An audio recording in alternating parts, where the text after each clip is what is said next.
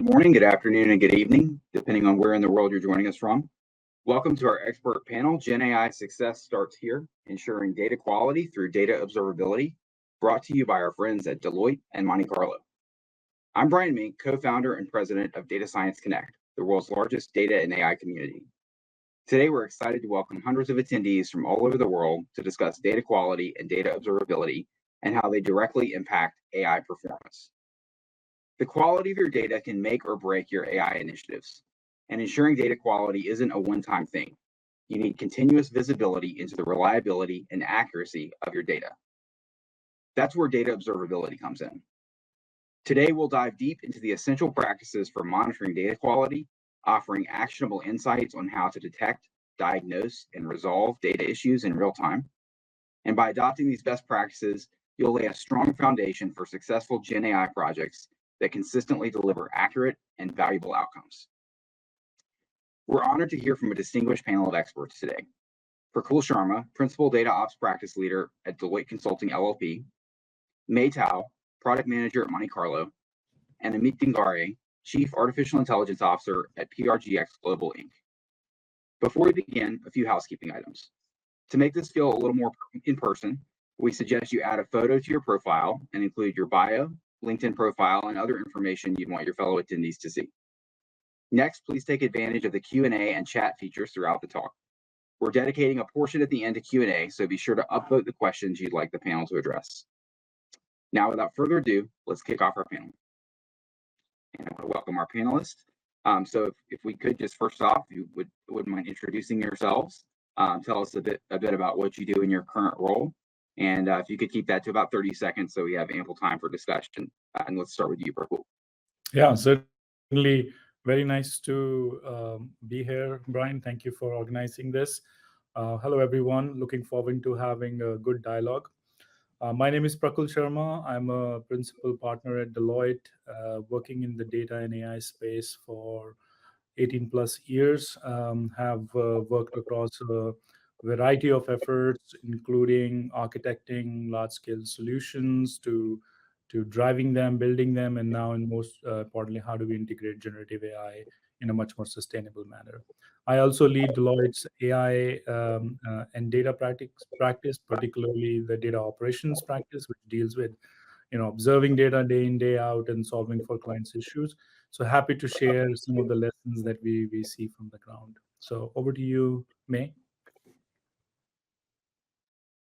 Sure, thank you. Very excited to be here. My name is May. I am on the product team at Monte Carlo.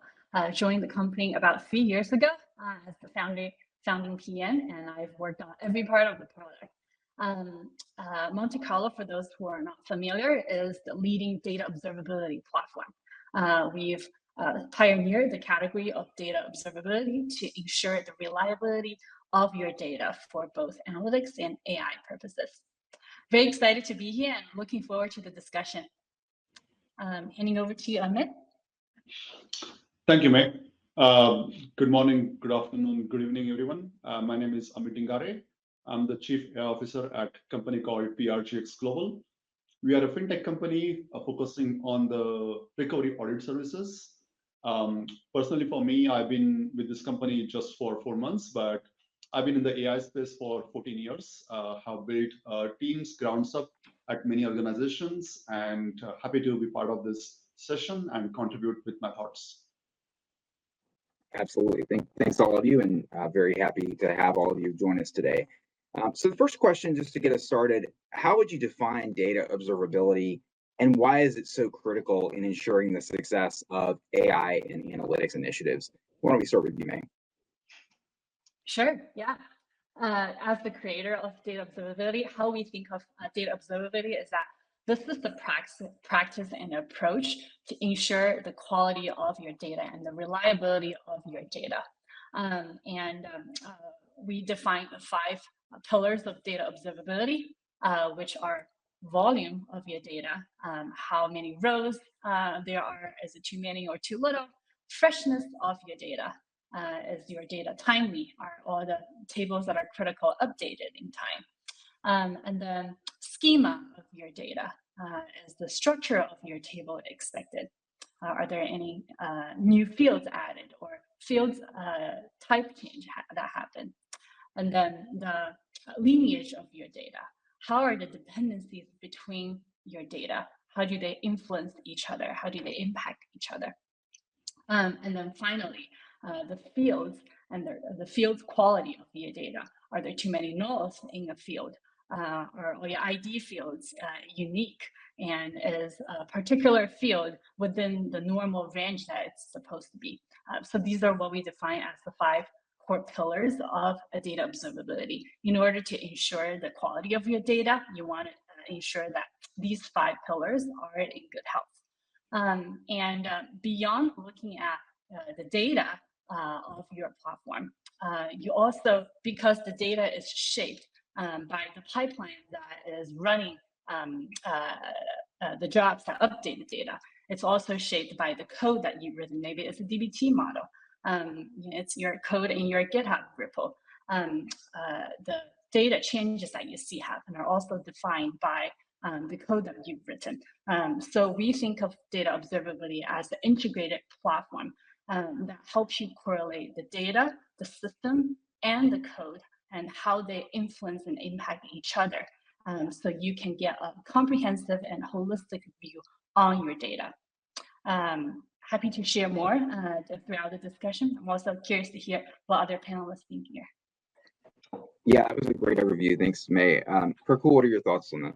Yeah, certainly. I mean, I think May covered most of the fundamental problems that we look at data observability. I'll put it the way, working with clients, like they typically, ask us questions around 3 different topics, especially as it's pertaining to data observability. Number one, like the data, right? Everything that deals with the quality of the data, the freshness, the drifts, everything. How do you manage that? The core part of that is data. So is your data in the healthy state? The second, obviously, is like May said, pipelines. There's a whole lot of integration, some real time, some batch, batch different frequencies. Now with the hybrid environments, both cloud and on-prem, it becomes even more challenging to manage all of the orchestration of how data is moving around. So how do you have visibility into that is another aspect, the pipeline aspect. And the third one is really the core infrastructure, right? Because you need to bring these 3 lenses in a single pane of glass to really help like the data operations teams that I lead to quickly see where issues are occurring. Is it a quality issue related to the actual data? Is it an infrastructure issue? Do I need to tune certain queries to fix certain things and SLAs? So that's how we look at it. So those 3 lenses. I'm also seeing, especially with the advent of cloud, there's a hyper focus on terms of the costing side, right? So managing the costs of different cloud platforms so that you have visibility into how you're spending towards the data platform and data capabilities. I'd love to hear, Amit, from you, what do you see as well? Yeah, I mean, you guys covered it quite well, both of you. I think I look at it with a more of a stakeholder angle as well. So if you think about data and coming from an AI background, I see there are 3 main stakeholders, the data engineers, the data scientists, and the business stakeholders for data, right? And what you guys talked about, each of those basically are areas that each of the stakeholders care about the most, right? So from an infrastructure standpoint, data engineers care about it the most. From a quality and completeness standpoint, the business stakeholders care about it the most. And the data scientists basically, of course, care about all of those, plus the temporal aspect of the data, right? We care about the drift component of that data. So I think that's something where I have spent a lot of time on that temporal aspect of consistency of data. I'm happy to add more examples afterwards in the session. Yeah, great points. I think one question that a lot of folks have when you're thinking about, how much should we invest in data observability tools and, what's our strategy around this is really understanding what is the impact if we don't do this, right? So what are some of the significant ways that data quality can influence the outcomes of AI and analytics projects, particularly in the GenAI space? Why should organizations care? Why do they need to act on data observability in order to ensure that data quality? And why don't we start with you, Prakul? Yeah, certainly. There is this new, I would say, verbiage out there in industry around trust, right? Do we trust our data, and do we trust the decisions that are based on the data?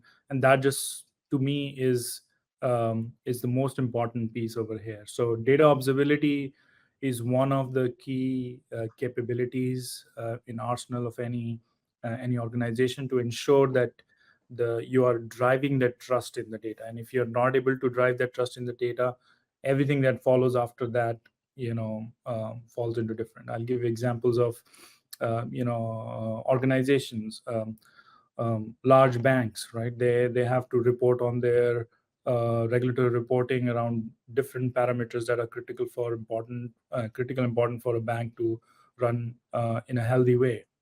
Yeah, if you don't have observability into the data that is feeding those reports, and that has, like May said earlier, clear lineage front to end, the quality going through in the right way, the accuracy of those reports at the end cannot be trusted. And in some cases, that results into huge issues overall for the entire economy as well. So I'm just kind of elaborating. Different industries have different impacts, like similar to what I mentioned, but that's trust to me is the most critical thing that data observability drives for us.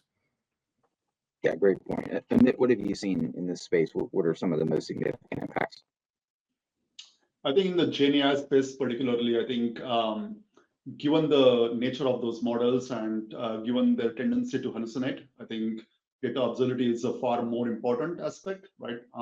If you're seeing some of the outcomes that some of the big search engines like Bing has rolled out, or I think Perplexity is another search engine that actually is giving results. They're actually trying to provide the outcome along with the citations where they got that particular output. So in that context, I think to earn the trust, I think Praful touched upon that. This is very important and to reduce hallucination as well. Yeah, May, what are your thoughts on that? And I will add that the most impactful generative AI products today are almost always infused with the team's or customers' proprietary data. That's how you make your Gen AI models or products most relevant, most accurate for your use case.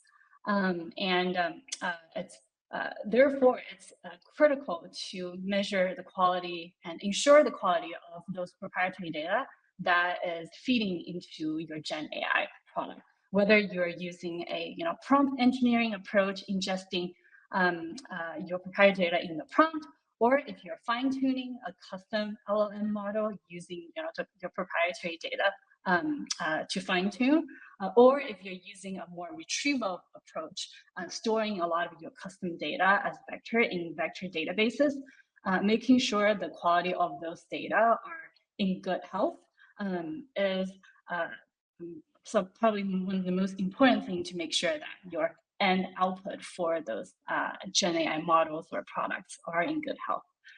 So it's not an underestimate to say that just ensuring that data observability for your data is really critical to your overall Gen AI success. Yeah, great points. So we've talked about what data observability is, why it's important, what kind of impacts it can have. What are some practical tips for folks in the audience or best practices that are looking to integrate data observability into their data pipelines? Where should they start? How do they do that? Let's start with you, May. Yeah, sure. The very common thing that we see data teams start with is by writing some tests. People commonly use some open source tool, whether it's like DB2 or Great Expectation, as a starting point. So you can do some specific custom checks to ensure your fields don't have too many nulls, or your values are all unique. And then going beyond that, if your data is more complex, for I'm guessing a lot of our audience, is that you will need a lot more comprehensive practice to set up data observability, which will involve a more automated approach to provide broad coverage for your data. You probably have tens of thousands of tables, across multiple different data warehouses, different instances of your data warehouses. You might want to monitor your transactional database. You might want to monitor your pipeline. You might want to monitor your warehouse down to your BI. So having that broad coverage is very important. So that will oftentimes require, these ML AI-based approach to automate the coverage of those monitors on all of these, like monitors on your pipeline, on your data sets. And that's actually quite hard to do in-house or with a traditional data quality tools. So that's when we start seeing data teams, looking for data observability vendors to provide that broad approach. And then beyond that, I would say that just knowing that there's issues that happen with your data is only the first step and not enough at all. You also need a process to triage those issues that these like monitoring system have found for you. So you need the framework in place to make sure each team is responsible for the data quality and the piece of data that they own. So whenever something wrong happens, the right incident is triaged to the right team, so that team can take the next steps to figure out why this happened and figure out how we need to fix it. And also to optimize some pipeline to ensure that it doesn't happen in the future. So putting in place both a organizational framework as well as like a process to ensure that is running smoothly is another actually a challenging piece of setting up data observability. Yeah, really great points and a great roadmap there. Prakul, what have you seen in terms of best practices of integrating data observability? No, certainly. I promise I have not exchanged notes with May, but I think she's covered a lot of the core parts over here. Like, first of all, wherever we go and look at an organization, you look at from all those lenses, people, process, technology, and people and process make that operating model, right? Do we have the right governance processes in place? What is actually driving that quality? Because in our experience, when you define, how do you manage the data, and what's the governance policies around that, there are different things that are influencing it. Some are, more, hey, I just want to make sure the data is accurate from a technical standpoint, from SLA standpoint. We are able to deliver to the right, SLAs.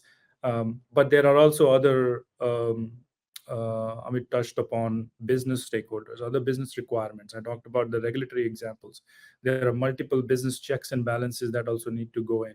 So you look at all that framework and really drive that, hey, what is the core framework driving my data management, governance, quality aspect? Now that actually then gets linked to how you're going to drive that through the process and automation. Gone are the days when data governance functions used to run as a separate function, do checks offline and do it. Everything is now getting embedded into the real-time flow of data, and you want a view that is near real time to where the action is happening. Right? That goes back to the capabilities that you have to build from an automation perspective. And I'll again go back to those three pillars. How do you monitor the data? What are the quality capabilities? May touched upon the AI, ML, anomaly detections, and new techniques that are coming into the market to handle both structured and unstructured data. How do you handling the pipeline? Now, this is where I see a lot of challenge. I think there's a lot of evolution to happen. Most of our clients actually are hybrid environment, a lot legacy, some cloud, and there's they require observability and clarity of data across the full landscape. So while they're able to easily work through from a cloud perspective, because all new tools and capabilities have built around the cloud infrastructure, but when you go back to the legacy, like how do you track data from so many different ETL tools? How do you track from the underlying Teradata's to Oracles to you name it? In some cases, people go back to older systems, right? So you have to see how do you get that data out and be able to track. And then lastly is the infrastructure. Again, observability across those the full landscape. and bringing that together in one pane of glass. That's how we have seen clients really handle this. Yeah, and what's been your perspective on this as well? Best practices of integrating data observability. I can come from a more, I guess, end user standpoint. So I can talk about some of the evolution that I've seen, and this is something that we did in my last job. Where typically this particular function, once you understand the importance of the data observability, you typically start building some rules-based engine, right? I think May touched upon that. The internal teams would typically have data engineers looking at the data, and then we'll build some rules-based engines to track some changes, completeness, and consistency of data. Data scientists would do that for the derived data based on the feature engineering that they have done, right? And then you quickly realize that that's not enough because you're missing out on a lot of the details around drift and so on, right? Then you typically, what we did after that is we try to look for if there are any open source tools available in the market to basically handle that. And there are some open source libraries available that you can use to track the data and understand a lot more than what you could do with the rules-based engine. But then slowly you realize that that's not enough as well, because it misses out on the governance aspect and that governance around, like, okay, once you find the issues, what should happen? Who should get notified? What is the right protocol around that? And that's when I think typically the evolution is that you, instead of like building all that, you think about going with a vendor, a tool in the market, and something like Monte Carlo and many other vendors. You think about evaluating those and choose a provider. Brian, if I may add one more point, I think we've talked a lot about data, but metadata is equally important, right? We are seeing a lot of because especially in these automation areas, metadata is the one that is orchestrating, the jobs and kind of movement of the data and everything. So having healthy metadata, high quality, that's also important.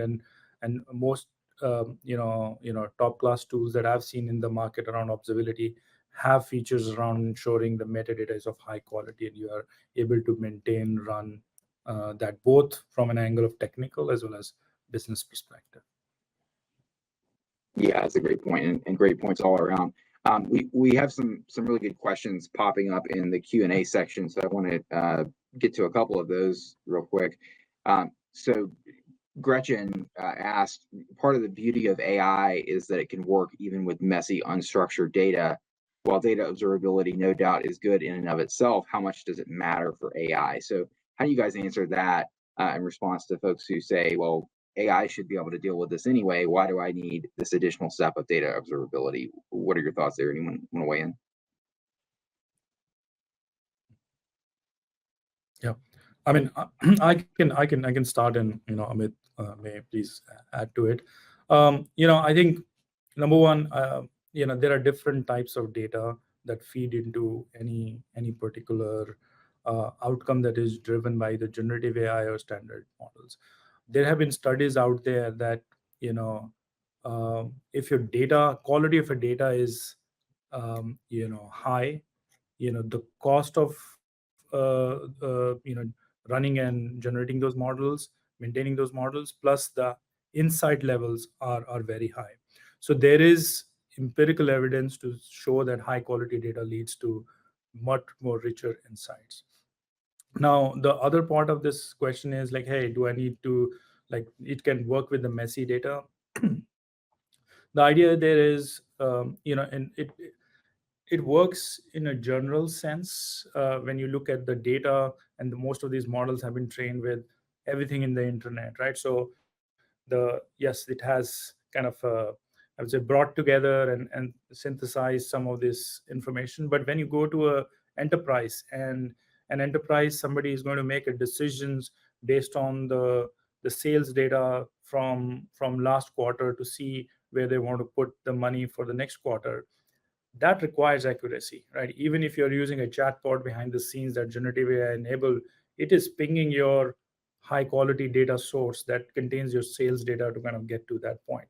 So there's a different patterns of deployments of AI, and those require generally data to be of higher quality if you want to rely on those decisions. So that's my take on it, but I'll add to what May and Amit will also share. Yeah, I 100. Oh, sorry. Go ahead. Go ahead. Go ahead. No, you can go ahead. Okay. Yeah, I was gonna say I 100% agree with what Parker was saying. That for it to be a valuable GenAI product, you still will be leveraging a lot of your in-house data, and the quality of those data, whether it's structured or unstructured, is important to make sure that you have a valuable, helpful product for your users. And I would just add that today, when we're looking at the landscape of how you can analyze your data, because whether it's like unstructured or structured, at the end of the day, your teams that want to distill insights from your data will want to analyze the data. The way that we see people approaching it is still turning unstructured data to structured data in order to run analytics on top of it, in order to process a lot of the data to generate insights. So I would say one, that the market is still early. That is the way that we see of these technical teams approaching solving a lot of problems in the market. Also, I think that is a more scalable way to run analysis on your data by leveraging the distilled structured data on top of your unstructured data. Yeah, I think I won't spend too much time, but I was just going to actually bring up that differentiation of structured and unstructured there, right? I think the question that was asked is probably more pertinent to the unstructured data and leveraging specifically large language models, right? Maybe you can get some level of outcome from that. Of course, Praful touched upon that. The better your data is, the better your outcomes are, right? Even in that case. But when it comes to structured data, I think data quality is far more important, especially if you're using like classical machine learning on top of that.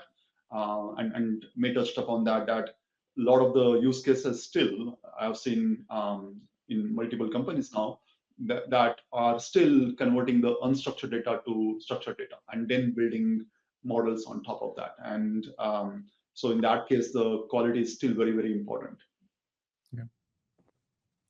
Yeah, really great points. And another question we have from Brian in the chat. Data observability is great and necessary to your AI governance strategy, but how do you also align this with the explainability of your AI decision-making and outcomes? So how does data observability relate to explainability of AI decision-making and outcomes? Anybody want to start with that one? To me, the explainability of AI decision-making actually is a separate problem to solve to help teams understanding the models. I think the category of products that's trying to tackle this problem is more in the right now people are calling it ML or GenAI observability. Which is also a space that is still figuring out, what is the right solution to help explain a model, to help ensure the inherently indeterministic product. How do we make sure that is reliable? I think in the future, the two will emerge in the far future, but right now that is actually a separate problem to be solved. Do you want me to go next, Amit? Yeah. Right. So I mean, to me, I think Amit was mentioning not all AI is same, right? There's a whole sort of I wouldn't call it. Let me put it a traditional AI ML techniques which work on high accuracy data, and in those cases you can see the input and output. Yes, there are other set of AI where it's a black box model, all of the neural networks, right? So how the weights are decided and how it comes through, it is trained with a little bit of black box in mind, right? Input and output. So in both of these cases, it's important, like there are different techniques that are used to see how do you explain what is coming in. I can speak from a data observability perspective, how that is critical, because data go into both type of these models, right? Whether that is your standard models or you're training a new, large language model with all the neural networks and black box input output. You can get that visibility of the data through capabilities in that I think May mentioned earlier about the lineage capability. Where is the data coming from? What's the origin of that data that fed into either to the feature store that actually eventually led to creation of that model. So those things can be done. There is another angle of like validation of the models, the input and output, that are are those expected. There's a whole field around that in terms of making sure that that is done in the right way. Amit, would love to hear from you since you're leading the AI effort. Yeah, it is a separate field, to your point, right? To understand the kind of ML performance and linking that to the model explainability for both business stakeholders as well as for the model outcomes, right?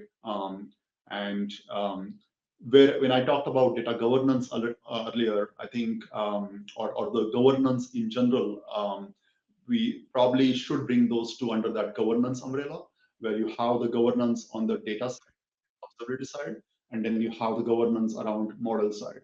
And because they actually they connect to each other at a certain level. I think tools perspective, maybe the tools landscape has not evolved, but probably we are not too far from there where the tools will also merge and have that capability. Yeah, absolutely. Great points. And I think a lot of folks in the audience who are looking to potentially implement data observability, I think that you guys have laid out a great roadmap for how you would do that, why it's important. But I think the next question is, what are some of the capabilities that they should be looking for if they are going to invest in a tool to handle aspects of their data observability strategy? What are some of the capabilities that are needed in those tools to ensure that it is effective? Why don't we start with Amit on this one? I can probably talk about as a consumer what I would look for. I would look for, of course, the technical capabilities of the tool in terms of the performance, reliability, and the trustworthiness of the tool, right? I would look at then also when I think about the broader spectrum, I think I again go back to the governance aspect, right? One of the reasons we actually moved from an open source thing to a vendor-based system was that the open source tools still lack the governance aspect. And that was a key feature for us that some of the vendor tools have this already built into. That was a key decision criteria for us to instead of us building that in-house, which would have taken like multiple years to build that, we basically went with a buy decision to get that quickly onboarded. So I think the features, governance aspect, and of course the cost, right, to justify the ROI. Those are the three things that I would look for. Yeah. Praful, what are your thoughts on that? Certainly. I mean, I go back to how I described data observability: the data quality feature set, the pipeline monitoring feature set, and the infrastructure feature set. If I have to just compare on those features, right, from a data quality perspective, I think most clients want an engine that is able to run scalable in the right in different kinds of environments, to both cloud and hybrid setups, to really run those data quality rules. It also should have AI/ML capabilities in terms of really doing the anomaly detection so that you can detect and do some preventative maintenance as well as you kind of work through those quality issues. It should be able to detect things like data drift, right? So if data is statistically different, like from yesterday to today, and there's something might have happened. So those kind of things that we are talking about. The pipeline is really about pipeline infrastructure, I'll say, is really around how those tools should be able to extract the right amount of let's say telemetry data regarding how the data pipelines are flowing, where the issues might be occurring. In some cases it's jobs, in other cases infrastructure, how you're collecting that throughout. And in that case, it's very critical to have a wider integration set, right? Because just monitoring a Snowflake environment doesn't solve most of our clients' problem. It has to be coming in from how the pipeline is going from different types of systems ending into Snowflake or beyond, right? Or into a model. So how you integrate all of those things. And the last thing I was mentioning about was the metadata. So really some capabilities to manage and use the metadata to overlay with these things. So I'll pause there, but May, please feel free to add. Yeah, that's a really comprehensive list.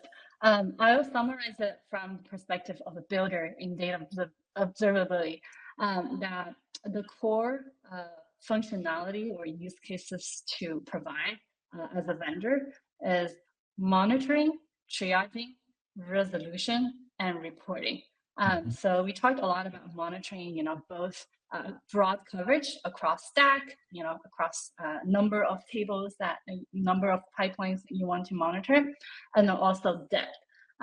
So it's super easy for whether it's like technical or non-technical users to set up a monitor that can monitor that aspect of the data that they care about, whether it's that it needs to follow a certain format, like a policy number or US address or country format or US state format, or that it needs to check one aspect of the data, whether it's null or unique or positive or negative or type of fields.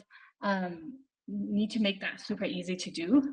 So we provide both broad and deep coverage. That's on monitoring. And then beyond detecting issues, you also need a tool that can help you create the framework of ensuring accountability of data issues across teams. So a tool that can help you triage when things happen to the relevant teams so they can take the next steps. So, being able to send these issues to where your users are. Maybe they are in BI dashboard, maybe they are in Slack, maybe they're in MS Teams, maybe it's a group of people that are relying on an email channel, delivering those issues to where users are. So I'm triaging. And then you also want to be able to quickly figure out why this issue happened. Because even once you figure out a problem happened, you can't resolve it until you figure out why. So that's why a tool like Lineage, both on the table level and the field level, comes in handy. So you can look at an issue on a particular table and then trace it all the way back to the source table where this issue came from, or the source pipeline where that brought in the large volume of rows. So making it super easy to figure out whether it's an ingestion issue or a code change issue or a pipeline failures that cause your data anomalies will be a core piece of this software. And then finally, you want to be able to measure the quality of your data across data sets and over time. So you know that the initiatives that you've set up, that you've invested into is worth the money. And your teams are fulfilling their jobs to ensure that everything has happened, towards the goal of ensuring the reliability of your data. So you can look at, quickly identify, what are my most problematic tables? What are my most problematic pipelines so I can, optimize it? And also I can measure if the initiative we started in the beginning of this year has actually reduced the number of data incidents that we're seeing. So having the capability that allow you to measure the quality of your data over time is the final core capability of the data observability platform. One thing I would add to that one, I think I mentioned about the stakeholders, right? The business stakeholders are equally important in this, in terms of like making sure that the quality of the data in the company, in the enterprise remains good and consistent. And in that regard, the output of this tool should be easily digestible to the business stakeholders, right? If they don't really understand the tool, if it's too complicated, it becomes hard to build that governance. So if the outcome can be displayed in simple to understand dashboards that can be made available to the business stakeholders, that really helps, that goes a long way in your success. And sorry, I'll just add to Amit because it's such an important point, right? In fact, actually, over the last few years, we've seen a shift in terms of how people are thinking out data governance with a more focus on what we call data products, right? And the owners of those data products are not technical people. They are actually business people who are lined up to say, hey, I know the data best. I'm responsible for ensuring I deliver that to rest of the organization or externally. And then, yes, I have a technical team and I have a technical cohort, a counterpart who works with me to make everything work. So you're absolutely right, Amit. I think that's where a mix of a focus on business stakeholder is critical. Yeah, really, really excellent points, and I think kind of a checklist for folks to kind of go through as they're talking about, thinking about their data observability platforms. You guys laid out a lot of really, really good features that I think are critical. Um, what are some of the common challenges that organizations face when implementing data observability, and how can organizations address those challenges if they've committed to do something around data observability, but maybe they're finding that it's not working as planned? Why is that? What have you seen in your experience? Why don't we start with you, Prabhu? Yeah, certainly. I mean, excuse me. One of the key challenges that that we see that clients actually face when they start to look at is the is the wide variety of data and the infrastructure that needs to be put under observation, right? May was mentioning in terms of how pipelines need to be monitored, how infrastructures. Um, there is so much, like in a large organization, there are so many different varieties of systems and everything. So that integration is one major challenge that I still see, though teams have built their own framework, or some of the observability tool vendors have come up with an extensive kind of integration suite that could work through all major or most major technologies. But those are still, I feel, things that will continue to refine and move us to the next level. The second challenge I see is basically looking at it just from a technical lens, right? So if you just say, observability, I just want to, then once you start with that lens, your observability initiative will just become a technical observability initiative.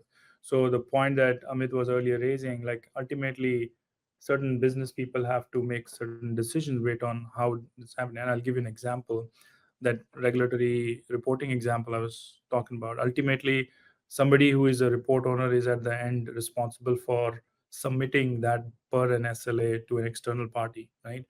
And if he or she doesn't get a clear indication of how the data is flowing and whether something failed, yeah, it was a technical job that failed, but it's going to impact this portion of my report and this SLA. So how do you kind of weave that two together so that ultimately it's both a technology and a business visibility and actionable insights that you get out? So that's the second thing that I do feel. The third thing that I would say is things are changing, right? Uh, for the most part, we used to deal with more structured data, warehouses, yeah, lake houses, things like that. But unstructured data is evolving very quickly, especially because of generative AI and uh, the value that it can deliver through unstructured data and combination of structured and unstructured data. So there's new patterns being developed in terms of how you need to monitor that side of the world as well. So those are three things that I see. Clients come to us a lot about, and say that these are the key things we need to, challenges that we need to overcome. Very good points. May, what are your thoughts? What are some of the biggest challenges you see? Yeah, I think I also want to echo what both panelists have brought up on tying these data observability, data quality initiative to business value. It's easy to say that I want to invest in data observability because it will save my data engineers like 5 hours a week, or like, I don't know, 10 hours a week. So they can be more proactive in finding out issues. But it's an extra step to tie that to business value, to tie that to the data product that this initiative is empowering, so that my pricing engine is spitting out the more accurate and more optimal price for my products, or so my ads targeting engine is targeting the right users that will bring more revenue for us. Those are actually like the easier ones to convert into revenue dollars for business. But for the companies that are not ads-based business, not using dynamic pricing, it's oftentimes more challenging for teams to justify the value of investing in a platform or building this platform to tie that to higher revenue for the business. And then on top of that, it is the measuring of the progress of my data observability initiative over time, so I can use that to get more budget to keep building on this, or to prove the achievements that my data team has spent so many hours into over the past year. Those are the main things I've seen. Curious what Amit has seen in as the data leader. Yeah, I think you guys touched upon the challenges quite well, so I won't spend time talking about the challenges again. But I think what I can talk about what companies should do, and I think there is some change happening as Rahul talked, but I think that more needs to happen. I think one is the companies before they think about AI strategy or anything else, right? Because data is the key asset in terms of getting the value. And then if you think about people, process, and technology, each of those things need to be aligned to get the right outcomes. On the people side, we talked about the business owners being stakeholders in the maintenance of data quality, right? So creating these roles of like data owners, which come from the SMEs, from the business side, that is very, very key.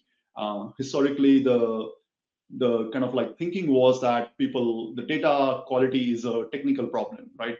And a lot of companies wasted money and time with that thinking. So I think I'm that's happening right now, where business is stepping up to that role. So that's a good sign. On the process side, historic challenges were on the consistency of a process, a governance process in terms of what should happen once you see these challenges, right? What is the right communication protocol? What are the right SLAs for solving these problems, right? How do you categorize these issues? So I think for formulating a process and clear accountability is very important. And then technology, I think we talked about that, having instead of like piecemeal approach in different, having different tools and different processes, different ways of handling things in different areas, having a consistent tool that and a process governance around that is quite important. So I think I would say that those three things need to happen along with the data strategy part. Yeah, really, really excellent points, all of you. And now we'll kind of take a moment to look into our crystal ball and think about what's coming down the pike, what's in the future. So as folks are planning, or they're investing in solutions and processes today that may be used for many, many years, even as the AI use cases become more and more advanced, and we're doing things with data in the next few years that maybe we hadn't thought about yet. So how can organizations plan for that? What are your predictions as far as the future of data observability and what we're likely to see in the coming years? So we'll start with you, May. Sure. So number one is that I think we are already seeing and will continue to see an adoption of data observability practice and platform and products going forward, driven by not only the proliferation of data that's been happening in the past decade, but also, the adoption of GenAI type of technology that drive people to distill even more insights, build even better products based on their data. So we'll see increased adoption, but what that brings is that more entrepreneurs and more business builders will see the opportunity in data observability, and there will be a lot more options for data teams to choose from. One is that the traditional data quality vendors will inch into data observability. The traditional vendors are usually the ones that are building, letting you build these like validation rules one by one that oftentimes is hard to scale. They will start going into data observability to provide a more automated, more comprehensive quality solution. We will also see these more native data platforms, whether it's data warehouse or ETL tools, also start building observability as part of their platform, so that you can run some quality checks within the warehouse that you're using or within a pipeline that you're running.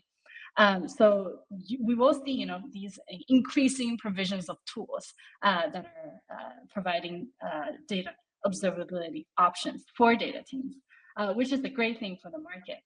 But I do think that the best data observability tool has to be cross-platform and end-to-end. So you have complete visibility into a customer's data stack across transactional databases, warehouse, lake, BI, pipeline, reverse ETL, etc. And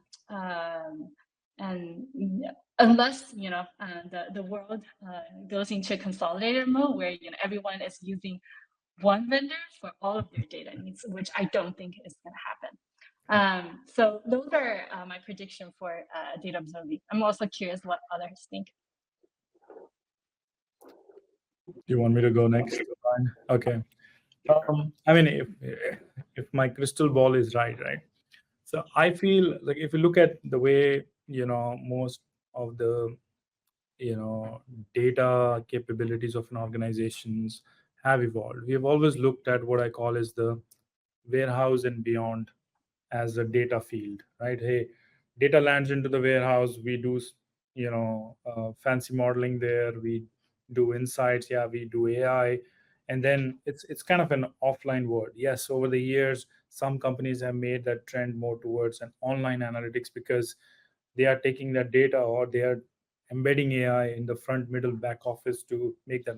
I think that is going to happen much more, right? I think the push is going to be, hey, how do we get the most value of AI? And value of AI is going to happen with integrating that into the front, middle, back office all throughout, which means our data infrastructures and the fabrics have to expand end to end so that data is available, both operational and analytical data, wherever it's needed, right? Which means the observability has to have now a wider scope, going down into the front, middle, or back office applications, and also tracking some of those things there and having a full end-to-end view.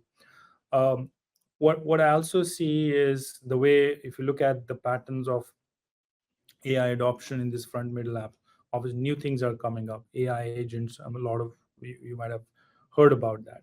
Now, those small agents are producing data and using data.